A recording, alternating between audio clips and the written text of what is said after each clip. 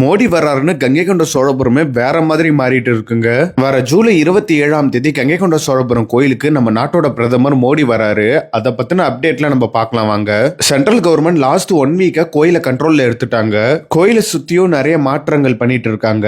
கோயிலுக்கு எதிரில் ஃபுல்லா ரோடு போட போறாங்க போல. அது மட்டும் இல்லாம கோயிலை சுத்தியும் நிறைய ஸ்டேஜ் எல்லாம் போட்டுட்டு இருக்காங்க. மோடி வர அதே நாள்ல தான் ஆடி திருவாதிரை அன்னைக்கு ராஜேந்திர சோழன் பிறந்த நாள் வருது. அதனால அன்னைக்கு அவர் கையால ஒரு நாணயம் வெளியிடவும் அதிக வாய்ப்பு இருக்கிறதா சொல்றாங்க.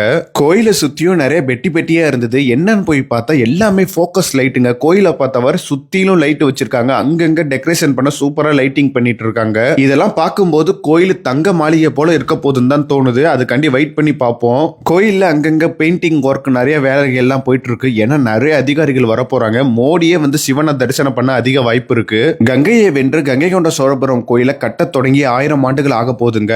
அதை முன்னிட்டு இந்த விழா நடக்க போகுது. இசைஞானி இளையராஜா கச்சேரியும் மற்றும் பல்வேறு நிகழ்ச்சிகளும் நடக்க போது. பிரதமர் மோடி கிட்ட திருச்சி விமான நிலையத்துக்கு ராஜேந்திர சோழன் பெயர் வைக்கணும்னு நிறைய பேர் கோரிக்கை வச்சிருக்காங்க. நம்ம மன்னருக்கு பெருமை சேர்க்க மோடி வராரு. என்ன மாதிரியான விஷயங்கள்லாம் நடக்க போகுதுன்னு வெயிட் பண்ணி பார்க்கலாங்க.